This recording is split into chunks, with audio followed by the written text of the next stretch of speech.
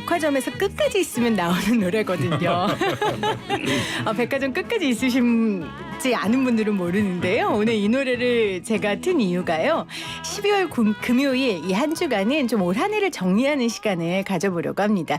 오늘이 첫 시간입니다. 문재인 정부가 들어선 지 절반이 지났습니다. 그래서 경제 관련한 그 장밋빛 공약들 얼마나 지켜졌는지, 그래서 우리 살림살이는 얼마나 나아졌는지, 아니면 얼마나 더 나빠졌는지 평가를 좀 해보려고 합니다. 이번 주와 다음 주는 2019년 한풀이라고 제목을 정해봤는데요.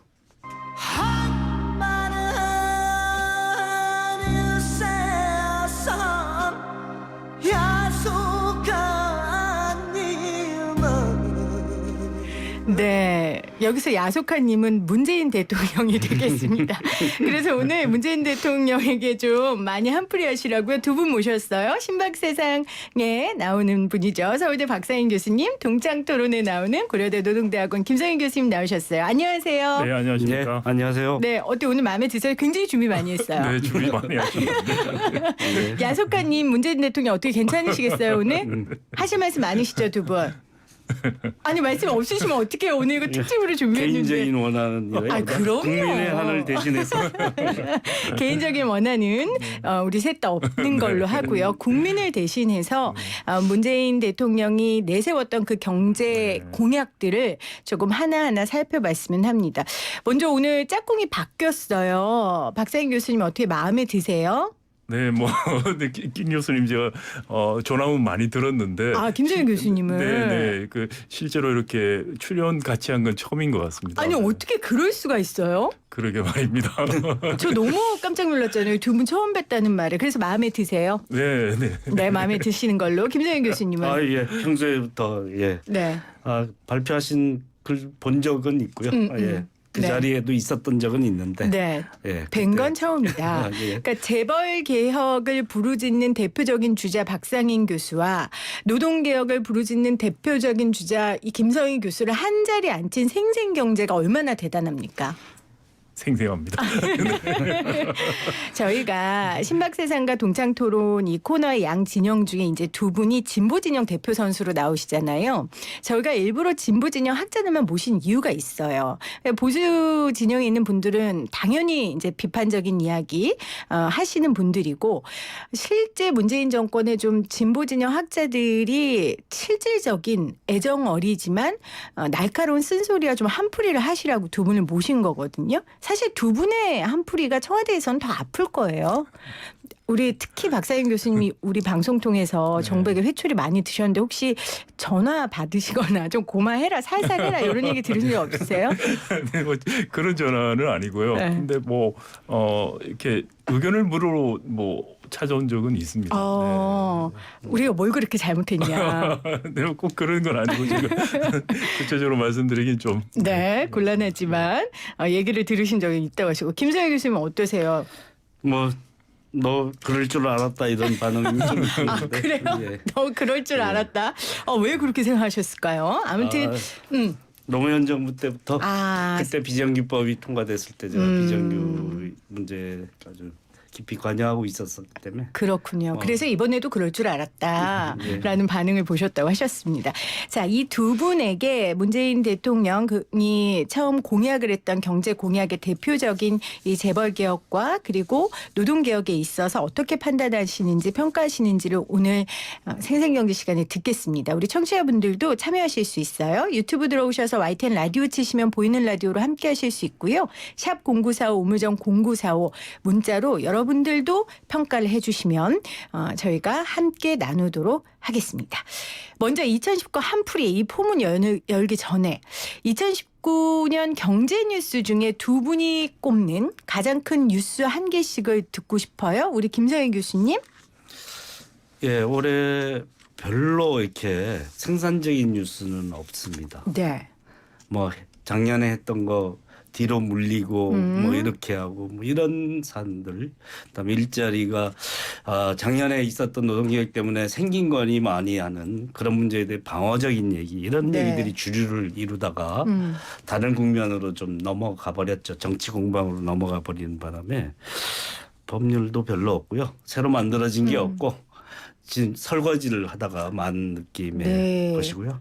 뭐 유일하게 그래도 꼽으라면 작년 말에 통과된 김영균법 1주기가 12월 10일인데요. 맞습니다. 죽음의 외주화 문제 이게 이제 우리 사회에서 노동이 어떻게 대성화되고 상품화되는지 잘 보여주는 사례고 뭐 돈보다 생명을 중시해야 되고 이윤보다 인간을 중시해야 된다. 뭐 문재인 정부가 내건 노동 존중이라는 게 그런 의미 아니겠습니까? 네. 그것과 거꾸로 돼가는 현실 그것을 바로잡아야 되는데 김영균 없는 김영균법이다라는 문제가 있듯이 이렇게 충분하게 개선된 것은 별로 없는 네.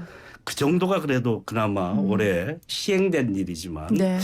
그게 조금 진전이라면 진전이지 네. 나머지는 다 뭐 좀 방어적 의제였다 이렇게 네. 봅니다. 김성희 교수님은 올해 경제 뉴스 중에 생산적인 건 거의 없었고 그나마 작년 말에 통과됐던 김용균 법이 그나마 의미 있는 뉴스였다라고 꼽아주셨어요.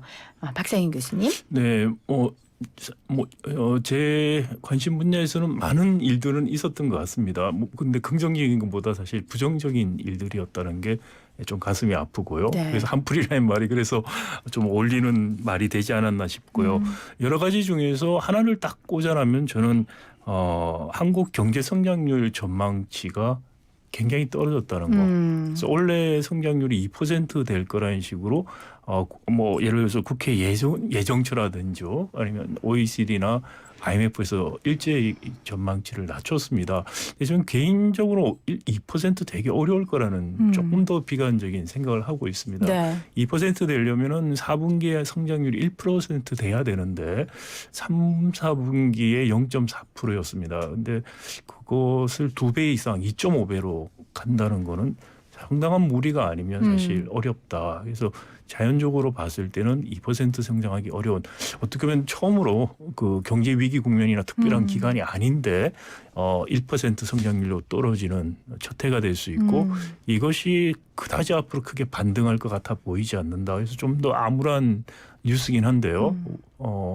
성장률 전망치 2% 밑으로 될 수 있다. 이게 저한테는 어떻게 보면 좀 영어에서 말하는 리얼리티 체크라는 거죠. 현실을 다시 한번 되돌아보게 하는 좀 그런 좀 네. 충격적인 뉴스였다는 생각이 듭니다. 그러니까 본격적인 저성장 국면에 들어간 것 같은 그런 시그널이 나온 게 올 한 해 경제 뉴스였다. 아니 그래도 한 개씩 꼽으라면 좋은 거 한 개씩 꼽으셔야 되는데 두 분 다 부정적인 뉴스를 꼽으셨어요. 뭐 그러고 싶으셔서 그러셨겠어요. 실제 이게 현실이어서 그렇게 하신 것 같습니다.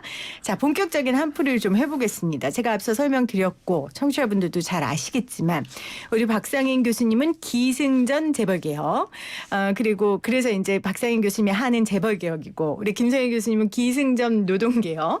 그래서 김성희 교수님이 하는 노동개혁일 텐데 먼저 문재인 대통령의 이 재벌개혁과 노동개혁에 대한 발언을 조금 듣고 다시 오도록 하겠습니다.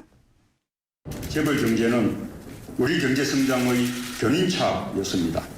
그러나 한편으로 공정한 시장을 어지럽혔습니다. 반칙과 특권, 부정부패로 서민 경제를 무너뜨렸습니다. 이제 재벌 경제는 경제 성장의 걸림돌이 되고 재벌 자신의 경쟁력을 약화시키기에 이르렀습니다. 노동시간 단축은 우리 사회에 커다란 변화를 가져올 것입니다. OECD 국가의 연평균 노동시간보다 300시간 이상 더 많이 일해온 우리 노동자들이 장시간 노동과 과로에서 벗어나 가족과 더 많은 시간을 갖고 저녁이 있는 인간다운 삶을 누리는 계기가 될 것입니다. 자, 문재인 대통령의 발언을 듣고 왔습니다. 문재인 대통령이 평소 생각하는 재벌에 대한 인식 그리고 노동시간 단축의 중요성, 가치에 대해서 잘 나타낸 발언이라 저희가 발췌를 했고요. 그러면 과연 문재인 대통령이 이렇게 발언한 만큼 사회가 바뀌었는지를 좀 짚어보죠. 정부 출범 당시에 박상인 교수님, 네. 문재인 대통령이 이 재벌개혁 관련된 공약을 어떤 것들을 넣었습니까? 네, 뭐 그 전에 이 발췌하신 게 네. 언제 발언하신 내용인가요? 언제 했는지 저 2017년이요. 네, 아마 정권 초기에 네. 하신 것 같습니다. 전 문 대통령께서 이 발언하신 걸 다시 한번 보셨으면 좋겠어요. 아. 그래서 저희가 초심이라고 이야기하고 있는 것인데 이 초심대로 하셨더라면 지금 좀 달라졌지 않았을까라는 생각이 들고요. 뭐 대통령 재벌 공약은 크게 네 꼭지가 있다고 생각이 됩니다. 첫 번째가 이제 황제 경영 방지에 대한 거. 네. 이게 이제 주로 상법 개정안을 통해서 하겠다고 한 것이고요. 두 번째는 이제 재벌 총수일가의 편법적 지배력 강화. 또는 그 지배구조 개선 이건 주로 공정거래법 관련된 개선 방안들이었습니다. 그리고 세 번째 일감 몰아주기, 뭐 기술 탈취, 단가 우려치기, 이 공정거래법 또는 관련 법들 네. 관련된 것들이고요. 마지막이 금융 계열사 통합감독 시스템 정착 크게 네 가지 꼭지였는데요. 결론적으로 말씀드리면 대부분 여기에서 한 것은 없다 이렇게 한 것이 없다. 이야기할 수 있겠어요. 이거 다들 법이 지금 국회 계류중이라는 게 대부분이고 또 이제 심각한 것은 공정거래법 개정안 이 경제력 집중 관련된 부분인데 이 부분은 개정안 자체가 너무나 빈약해서 네. 사실상 의미가 없는 개정안을 제출했고 그것도 이제 국회가 통과 안 시킨다는 계속해서 핑계만 대고 있다라는 것이고요. 또 일감 몰아주기도 마찬가지고 금융그룹 통합감독 체계도 법안 자체를 아직은 발의를 안 하고 있는 네. 그래서 대통령께서 저런 다짐을 하셨고 또 거기에 맞는 공약을 제시했음에도 불구하고 그 이유를 돌아보면은 실현된 것이 없다.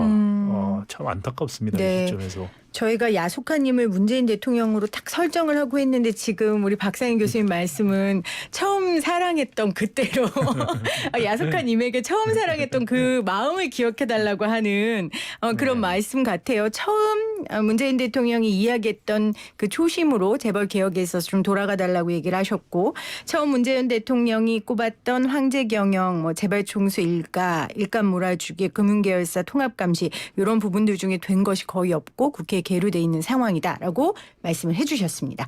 자, 김성희 교수님, 노동개혁 부분은 어떻습니까? 예, 저는 청와대에 아리랑을 들려주고 싶은데 나를 버리고 가시는 님은 아니요, 가다 아니에요? 못 가면 쉬었다 가더라도 꾸준히 끝까지 가야 되는데 가다가 다른 길로 편한 길로 새거나 되돌아가면 안 된다 하는 점을 생각해봐야 될 그런 대목이라고 봅니다. 네. 뭐 한 5가지 정도 되는데요. 최저임금 산입범위 확대하고 뭐 속도 조절 들어갔습니다. 그리고 52시간 상한제 노동시간도 적용 유예하고 탄력지 확대하고 뭐 이런 그런 어떤 네. 52시간 취지를 약화시키는 그런 얘기들이 너무 이제 강하게 부각되고 있죠. 법안이 통과되든 안 되든 정부가 시행령으로 실시하려고 하고 있기 때문에 정부의 의지가 그렇게 있다가 없다가 하는 그런 대목이라고 볼 수 있고 정규직 전환 문제도 참 무기계약직이나 자회사 고용 이것 이외에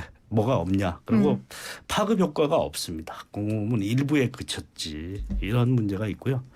우리나라 노동기본권이 존중되지 않아서 아예로 기본협약을 비준해야 되는데 그것도 뭐 이것저것 주고받기식으로 하고 있는 상황이고 네. 김용균 없는 김용균법 요 정도밖에 관철을 못 해냈다라는 이런 문제가 있죠.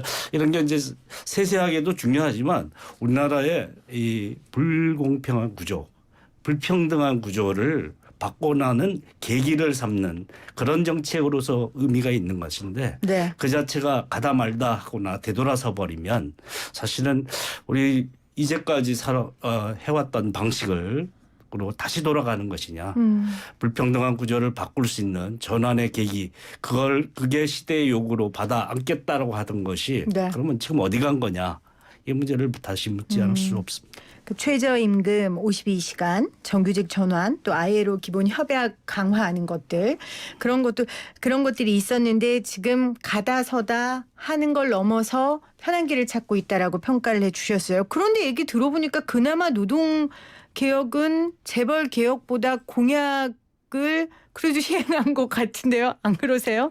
그래도 하려고 조금 네. 노력은 했죠. 그러다가 다시 뒷걸음질 치고 그래서 이게 하려면 하는 것이지 도대체 입장이 뭐냐라는 비판을 받고 있고 재벌 개혁은 아예 시작을 안 했다라고 이야기하는 게 더 정확한 표현인 것 같습니다. 재벌 개혁 외에 사실은 경제 민주화 관련된 다른 공약들 예를 들어서 가불 문제라든지요. 그다음에 또 공정위 조직을 뭐 확대하고 이런 문제 같은 것들 이런 것들은 일부 한 게 있습니다. 근데 그거는 사실 중요하지 않다는 것은 아니고요. 가장 핵심적이고 본질적인 부분은 전혀 손을 대지 않고 변죽만 좀 올렸다. 변죽만 올렸다. 노동개혁은 변주라도 했는데 네. 재벌개혁은 근데 변죽만 올렸다. 아예 안 하는 것도 좋을 수도 있습니다. 왜요? 줬다 뺐으면 더 구분이 상하기 때문에 그리고 다음에 할 기회를 훼손하기 때문에 그래서 하여튼 뭐 잘 못 건드릴 거면 숙제로 그냥 남겨놓는 네. 방법도 차라리 낫다. 네. 잘 못할 거면 하지 마라. 이렇게 얘기할 수도 있는 대목입니다. 그렇군요. 두 분이 정말 한이 많이 맺히신 것 같은데. 아니 노동 관련해서 저도 네. 한 가지 말씀을 드리고 싶은 게 저 초심 말씀을 아까 전에 재벌개혁 관련해서도 드린 것처럼 대통령께서 사람이 먼저라는 말을 참 많이 하셨어요. 근데 제가 최근 한 거의 1년 반 작년 이후에 한 번도 그 말을 들은 적이 없어요. 노동 존중이라는 말씀, 사람이 먼저라는 말을 안 하기 시작한다는 거죠. 근데 이런 생각이 들어요. 두 분은 워낙 재벌개혁, 노동개혁 부르짖었고 이 부분에 한 맺히신 분들을 저희가 모셨으니까 두 분의 이야기가 저도 이해는 가는데 한편으로는 이렇게 생각하는 청취자분들도 있을 거 아니에요. 아니 현실적으로 그게 어렵고 안 되니까 정부에서 말은 했지만 현실 가능한 어떻게 이상적으로 다 할 수 있냐. 현실 가능한 걸 찾은 거지. 라고 우리 박사인 교수님이나 김성희 교수님이 대통령 해봐라. 그게 생각처럼 되나. 이렇게 말씀하실 수 있지 않겠어요? 이 말에 대해 김성희 교수님은 어떻게 변명을 하시겠어요? 예. 그 아까 말대로 네. 이거는 시대의 요구라고 할 수 있고 이제까지 우리가 살아오던 방식이 기득권 구조가 너무 탄탄하고 뭐 생명보다는 돈을 중시하고 인간보다는 이윤을 중시하는 체계였는데 그걸 반전시켜야 된다라는 것이 뭐 문재인 대통령 후보만이 아니라 모든 후보가 사실 방향은 비슷했잖아요. 맞습니다. 정도 차이는 국민들도 있지만 그렇죠. 그것을 해야 된다. 그리고 현실적인 장벽에 부딪히죠. 기득권 구조에도 부딪히고 경제 문제가 생각보다 쉽게 안 풀린다 하는 문제에 대한 그런 반론도 분명히 있는 것인데 그렇다고 해서 이 기본 구조 틀을 제가 쉬었다 가더라도 가야 된다. 주춤주춤하고 좀 조정하고 이런 과정은 거치더라도 가야 될 길은 분명히 있다라는 이 중요한 계기는 놓치지 말아야 되는데 완전히 방향을 잃은 듯한 느낌이 들어서 그게 문제라는 것이죠. 예. 그래서 정치가 뭔가 한번 생각해 볼 필요가 있습니다. 특히 이제 재벌개혁 관련해서 김상조 지금 실장이시고 공정거래위원장 할 때 하는 말이 할 수 있는 걸 하겠다는 이야기를 많이 했었어요. 네. 그리고 할 수 없는 거는 자발적으로 하도록 기다리겠다. 그렇게 말을 했습니다. 강제를 해도 안 할 걸 자발적으로 하도록 기다리겠다는 건 그건 사실 어불성설이라고 저는 생각이 되고요. 그리고 할 수 있는 걸 하겠다. 정치가 할 수 있는 것을 하는 게 정치인가? 공약을 왜 하는 건가요? 할 수 있도록 하는 것이죠. 네. 해야 될 일을 정치적으로 가능하게 하는 것이 정치인이고 그걸 하겠다고 국민에게 표를 달라고 이야기를 한 것입니다. 선거라는 것이. 그런데 선거 이후에는 하는 말이 할 수 있는 것만 하겠다는 식으로 가니 어떤 식이 되냐면요. 재벌 문제 왜 시작도 못 하느냐. 야당이 있고 반대가 있으니 할 수 있는 거 하겠다? 실제 해야 되는 거에서 100보 후퇴를 해요. 그리고 나서 반대하고 어쩌고 하면 또 100보 후퇴를 하고 200보 후퇴안을 내놓으니 이스나마나한 안이 나와요. 그게 작년 말에 공정거래법 전부 개정안이라는 것이 사실 그런 과정을 통해서 법안이 나오니 네. 사실 아무런 의미 없는 법안을 만들고 또 그러고는 국회 핑계를 자꾸 대고 하는 것이죠. 네. 입법을 통하지 않고 할 수 있는 것들을 하겠다. 예를 들어서 이번에 사법개혁 문제처럼 입법 통하지 않고 할 수 있는 것부터 하겠다는 강력한 의지를 가지고 한다면은 재벌개혁은 훨씬 하기 쉬워요. 입법이 아닌 시행령 밑에 수준에서 효과적으로 할 수 있는 방안들이 상당히 많이 있습니다. 근데 그런 것들에 대해서는 전혀 언급도 없고 아예 모르는 척해요. 네. 그러면서 입법 핑계만 대고 있다. 자, 그러면 이게 정말 할 의지가 있느냐라는 문제. 의지가 있어도 정말 현실적으로 어려워서 못한다? 어느 정도 그 말 좀 받아들일 수 있어요. 그런데 문재인 정부가 출범할 때 저희들이 기대를 걸었던 것은 시대적 상황입니다. 네. 촛불 정부라고 자임했죠. 80% 넘는 지지율을 가졌어요. 그때 아니면 언제 할 수 있습니까? 자, 현실적인 어려움 두 분 다 이해하고 이 불평등한 구조를 바꾸는 게 얼마나 많은 기득권들과 대항해야 하는 일인지 알기 때문에 이해는 하지만 지금 이 정부의 방향성이나 아니면 속도에 있어서 굉장히 한을 가질 수밖에 없다는 다시 한번 기승전한으로 YTN 라디오 생생경제 오늘 재벌개혁과 노동개혁에 한이 맺히신 두 분과 2019 한풀이 함께하고 있습니다.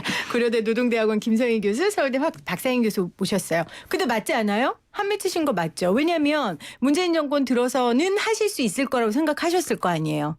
네. 기대를 했었죠. 네. 맞죠, 김성희 교수님? 네. 예, 뭐 불안감은 있었지만 그래도 이 정도로 안 될 줄은 예. 몰랐다라는 말씀이세요. 조금 구체적인 안으로 들어가 볼게요. 요즘에 사실은 그 김상조 실장이라든지 또 박영선 중소벤처기업부 장관이라든지 기업들과 굉장히 프렌들리한 예전 정권에선 사실 이 두 분이 저격수였는데요. 굉장히 기업 프렌들리한 모습을 보여요. 근데 이게 나쁜 건 아니잖아요. 나쁩니까? 아니 플랜드리 한다는 게 나쁘다고 할 수는 없죠. 네. 그리고 뭐 정부가 뭐 기업인들 만나는 거 좀 뭐 그 자체가 부정적이라고 생각되지는 않습니다. 근데 적어도 이제 특히 이제 박영선 장관 같은 경우에는 업무 자체가 중소기업들 그렇죠. 많이 만나야 되는 업무고요. 근데 그러니까 중소기업분만 만나는 게 아니라 네. 이제 뭐 박응만 회장이라든지 대기업분도 많이 네. 만나시니까요. 네, 뭐 그 대한상해 같은 경우 사실은 중소기업까지 다 해온이기도 네, 하고요. 네. 그다음에 뭐 중소기업 대기업 상생이라든지 협력 문제도 있기 때문에 뭐 저는 뭐 그 자체는 부정적으로 생각하지 않습니다. 다만 김상조 실장 같은 경우에는 특정 부서가 아니기 때문에 노동계라든지 기업이라든지 좀 두루 만나야 되고 균형 있게 만날 필요는 있다고 생각이 되는데 좀 치우쳤다는 면에서는 조금 네. 우려가 되고 있고요. 네. 그러면 김서영 교수님, 이 네. 재벌 간의 간격이 이렇게 줄어지면 이게 꼭 상관관계는 없지만 상관관계가 있나요? 자연적으로 노동 현안은 오히려 더 후퇴하게 되는 거 아니냐라는 우려들을 할 수 있을 것 같아요. 예, 뭐 무슨 그러니까 범죄나 뭐와 관련된 부당 노동 행위나 노조 파괴나 네. 이거와 관련된 사안 외에 재벌을 겨냥해서 노동 정책을 한 건 없습니다. 사실상 뭐 간접적으로 다 관련되죠. 보편적으로 적용되는 거니까 관련이 되는데 정규직 전환이나 뭐 노동시간 단축도 뭐 대기업은 여력이 있는 거고 네. 준비가 이미 됐거나 교대제 개편으로 이미 시행하고 그렇죠. 있는 흐름이기 때문에 그래서 정규직 전환 문제나 이런 것은 공공부문에 한정됐죠. 민간기업에 더 심각한 건데 네. 그것을 그 사내하청 문제, 죽음의 외주화 문제 어떻게 다룰 거냐 이런 문제에 대해서 재벌 대기업들부터 그런 관행에서부터 벗어나야 된다. 이것을 명확하게 전혀 시그널을 준 적이 없습니다. 그래서 그렇군요. 민간 대기업에 대해서 어떤 노동 정책도 전향적으로 필 생각이 없었고 아예 거기는 반찬에도 올라와 있지 않았었습니다. 당연히 만나야 하고 소통해야 하지만 재벌 개혁과 노동 개혁이 궤도에 올라서지도 않았는데 아예 지금 본격적인 시작도 안 된 이 미진한 상황 가운데 재벌과의 잦은 만남이 좀 불편한 시각을 낳을 수는 있는 건 사실이다라는 말씀이신 것 같아요.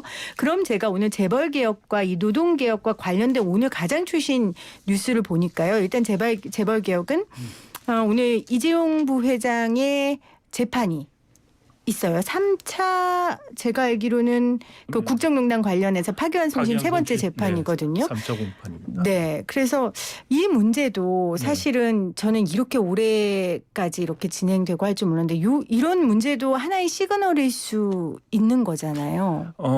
먼저 그 재벌 개혁이나 노동 개혁이 미진한 상태에서 만난다는 것도 문제지만 더 중요한 거는 재벌들이나 기업을 만나서 어떤 이야기를 하느냐가 중요하다고 생각이 됩니다. 네. 재벌 개혁과 노동 개혁에 대해서 양해를 구하고 이것이 재벌 대기업도 사는 길이고 한국 경제가 사는 길이다. 그래서 가야만 된다. 같이 가자.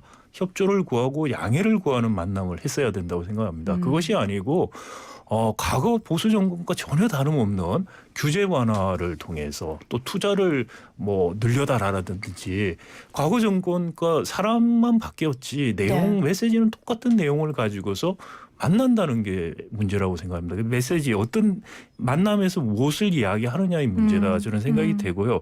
이재용 부회장 재판 같은 경우에 제가 듣기로는 그렇습니다. 일단은 선고를 좀 자꾸 딜레이 시키는 전략을 많이 대법원에서 했었고요. 네. 그리고 또 그게 아마 여러 가지 정치적인 타이밍이라든지 이런 것들을 고려해서 삼성이 대법원 심리를 굉장히 딜레이 시킨 면이 많습니다. 증인들 굉장히 많이 불러오고 그럼에도 불구하고 이번에 판결 자체가 삼성에서 원하던 판결이 나온 건 아니죠. 그래서 네. 지금 파기환송심에 갔고요. 파기환송심도 사실은 이게 형량만 정하는 겁니다. 유무죄는 대법원에서 이미 판결을 해줬기 네. 때문에 그럼에도 불구하고 지금 삼성집 전략은 자꾸 이것도 공판 기일을 늘려서 자꾸 이야기하는 게 대법원에서 이미 소극적인 형태의 어떻게 강요의 피해가 아니다. 이것은 경영권 승계라는 현안이 존재했고 그래서 적극적인 뇌물이라는 판결을 했음에도 불구하고 파기환송심 형량 정하인 데서 자꾸 이런 논리를 내세우고 증인을 불러오고 하는 식으로 이거 역시 자꾸 딜레이 시키는 전략으로 가는 게 아니냐라는 생각입니다. 네, 그게 삼성의 힘이라고 우리가 이야기를 하는 거잖아요. 그렇죠. 삼성이 아니면 이런 식의 재판 진행을 네. 할 수 있었을까라는 생각이 한편 들고요. 다만 이 파기환송심 재판부가 이 대법원 판결의 취지에 맞지 않는 형량을 선고한다면은 네. 사법부 신뢰가 하루아침에 물거품이 저는 될 거라고 생각하고요. 네. 정말 모든 게 촛불 이후로 돌아갔구나라는 한탄이 나올 수밖에 없는 네. 상황이 될 거라고 생각합니다. 자, 노동개혁에 있어서 오늘 제가 본 뉴스는 오늘 황교안 자유한국당 대표가 대학생들 대상으로 강연을 했대요. 그런데 거기에서 주 52시간으로 근로시간을 줄인 건 과도하다. 대한민국은 조금 더 일해야 한다라고 이야기를 했다고 해요. 근데 이 주 52시간과 최저임금은 저도 늘 어떻게 판단해야 되는지 모르겠는 게 지금 유튜브 보이는 라디오 창에 이누리 님이 이상과 현실은 다릅니다. 최저임금 인상은 중간층 거 뺏어서 밑으로 주는 최악의 정책이었습니다. 이렇게 남기셨거든요. 우리 청취자분들도 최저임금과 52시간에 대해서는 이해관계들이 다 다르셔서 말씀들이 다 다르세요. 이 부분은 우리가 어떻게 해야 될까요? 20년 전에 프랑스가 35시간제 갔죠. 그때도 네. 설문조사한 결과를 보면 한 60%는 좋게 변했다. 20%는 별 변화가 없다. 20%는 나빠졌다. 나빠진 사람이 있을 수 있습니다. 아무리 좋은 그렇죠. 전향적인 정책에도 누구에게는 약간 덜 이득이 되거나 어떤 경우에는 손해를 보는 경우도 있을 수 있는데 이게 네. 전체적으로 가야 될 길이냐 이 선택의 문제라고 볼 수 있겠죠. 그래서 우리나라 이제 이해 갈등에서 이런 문제들이 불거져 나올 때 합리적으로 어떻게 가야 될 길은 있는데 최저임금 인상해서 일을 해도 가난한 문제는 풀어야지만 밑을 올려야지만 사실 중간도 나중에 올라가거든요. 네. 그런 문제에 대한 숙제를 푸는 데 있어서 장기적인 시야나 그다음에 다른 사람과 같이 생각하는 이런 측면에 대한 논의로 가지 않고 단발적인 얘기들이 과대하게 확대 재생산되는 그런 경향이 좀 있어서 좀 그러니까 이게 안타깝습니다. 경제 문제인데 정치권의 공방으로 그러니까 이렇게 야당 대표가 대학생들을 만나서 이렇게 이야기를 한다든지 이렇게 전선이 조금씩 확대되는 불필요한 확대들이 되는 게 국민들로 하여금 판단하기 조금 더 어렵게 만드는 것 같다는 생각이 들거든요. 그런데 지금 정부는 52시간제 전면 시행 탄력근로제 확대 이거 기업 이야기 더 듣겠다는 쪽으로 기운 느낌이에요, 벌써. 이 뭐 예. 내년에도 두 분 한 안 풀릴 것 같은데 어떠세요? 예, 언론에서의 집요한 문제 제기가 있었었고요. 그러면서 계속 방어로 일관하다가 방향을 놓치고 이제는 그냥 내년 총선을 겨냥해서 이제까지 해오던 대로 힘이 있는 사람들이 요구하는 대로 모든 걸 다 들어주는 것처럼 흘러가고 있는 분위기죠. 원래 하려던 게 뭐였는지를 잊어버리고 있는 상태가 돼버렸다. 근데 이러다 보니까 노동계하고 사이가 보수 정권 때보다 더 안 좋다. 라는 지적들이 나오는 거잖아요. 예, 뭐 기대를 한 사람들이 기대를가 충족이 안 될 때 더 실망하는 그렇죠. 법이니까요. 두 분처럼요. 네. 이런 측면이 강하다 이렇게 볼 수 있고요. 더 나빠졌다, 덜 나빠졌다의 문제는 아닌 것 같은데 해야 될 일을 못 한다는 건 뭐 노동 쪽에 요구를 안 들어줘서라기보다는 네. 정말 구조를 불평등 구조를 바꿀 수 있는 어떤 계기를 형성해 줄 줄 알았는데 그걸 안 한다라는. 네. 그걸 자꾸 그 기회를 놓치고 있다라는 안타까움이 크다 이렇게 네. 생각이 듭니다. 자, 재벌 개혁은 그럼 내년에 어떻게 기대할 수 있나? 재계는 내년도 법인세 인하에 또다시 강력한 목소리를 내고 있어요. 어떻게 보세요? 글쎄요, 뭐 지금 봐서는 크게 바뀔 게 없을 것 같다. 좀 기대감이 굉장히 저는 낮아졌고요. 그 이야기를 드리기 전에 재벌개혁, 노동개혁 관련해서 저기 한 말씀은 제가 추가를 드리고 싶은 것은 네. 재벌개혁과 노동개혁을 좀 떼서 볼 필요가 없고 떼서 봐서도 안 된다는 생각입니다. 기본적으로 재벌개혁이라는 게 공정경제라는 경제 구조를 바꾸는 문제고요. 네. 그러므로 인해서 혁신을 유발하고 더 많은 좋은 일자리 들 도전할 기회를 만들어주는 경제 구조를 만들자는 겁니다. 그럴 때 노동개혁이 같이 가야만 상승작용도 일어나고 또 최저임금 인상 같은 푸시하는 작용이 경제에 흡수도 되고 그게 상승할 수 있는 동력을 제공하는 그 선순환 구조를 만들 수가 있습니다. 그런데 문재인 정부는 그런 구조를 바꾸는 일을 전혀 하지 않고 최저임금 인상 문제를 들고 나왔다가 반발을 받으니까 그러니까 노동정책마저 후퇴해버리는 지금 그래서 좀 보수 정권하고 달라진 게 뭐냐라는 비판을 받게 됐다는 것이고요. 네. 그런 기본적인 정책 기조가 바뀌지 않고서는 재벌개혁이나 노동개혁이라는 것이 문재인 정부 후반기에 이루어질 수 있을 것인가. 저는 굉장히 좀 불안하면서도 좀 비관적이고요. 제가 이제 불안하고 비관적으로 생각하는 이유는 사실 문재인 정부가 개혁을 안 한 정도가 아니고 재벌 문제는 네. 개악을 굉장히 시도를 하고 있어요. 오히려 개악을 하고 있다. 그렇습니다. 인터넷 전문은행 특례법 통해서 은산분리 완화 실마리를 풀었고 그리고 KT를 위해서 대주주 적격성의 공정거래법 위반을 빼주려고 작년부터 계속해서 올 봄, 올 가을 계속해서 시도를 하고 있습니다. 또 재벌 4대 세습의 전형이 될 수 있는 차등 의결권 주식을 허용하는 또 법을 만들기 위해서 계속해서 시도를 하고 있어요. 작년 가을부터. 네. 그래서 오히려 정말 재벌들 소원을 들어주기 위한 재벌들 가장 강력한 소원이 은산분리를 깨고 그리고 세습을 법적으로 제도화시켜 주는 겁니다. 이것을 들어줄 수 있는 단초를 만드는 일을 집요하게 작년 6월 선거 이후에 시도하는 걸 보고 네. 저는 이 정부가 과연 재벌 개혁에 대한 의지가 있는 것인지 아니면 정말 친재벌 정권인지조차 모르겠다는 지금 생각까지 들고 있는 지경입니다. 오늘도 마지막에 강타를 강펀치를 한테 날리셨는데 그러니까 교수님 말씀은 재벌 개혁은 기울어진 운동장을 바로 만드는 구조를 바꾸는 일이고 노동 개혁이라는 건 그 운동장을 뛰는 선수들이 건강하고 공정하게 뛸 수 있는 또 그런 정책들이잖아요. 그래서 절대 다른 것이 아니다라고 말씀을 해 주셨습니다. 그러면 두 분께 한 가지 제발 이제 요 한 가지라도 꼭 해달라는 거 요거만 좀 꼽아볼게요. 방향 말고요. 요거 하나는 반드시 해야 된다라는 거 한 개씩만 좀 꼽아주세요. 김성희 교수님 노동개혁에 있어서 요거 하나는 꼭 해달라. 하나요? 네. 예. 그냥 하나만 해주세요. 하나 말해도 안 될 것 같다고 지금 두 분 말씀하셨잖아요. 네. 청년 정책이 없어졌습니다. 여러 가지 해봐도 뭐 하나만 한 정책만 계속 하다 보니까 안 했는데요.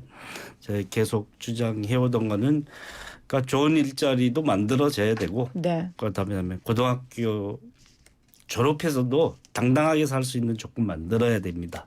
그럴 수 있는 일자리 만드는 데 있어서 위에서부터 중견기업까지 만들어낼 수 있는 정책을 피는데 맨날 기업 지원금만 줘서 만들어 달라고 이렇게 호소하는 일만 하거든요. 그래갖고 만들어지지 않거든요.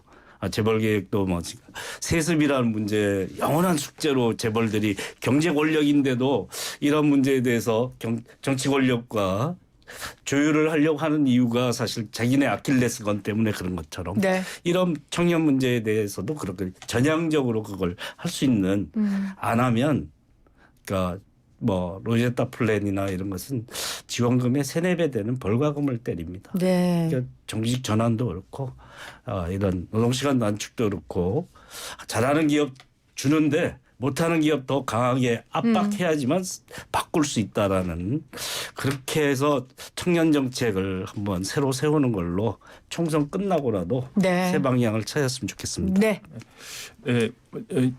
제가 그 하지 말아야 될 거 하나 하고 네.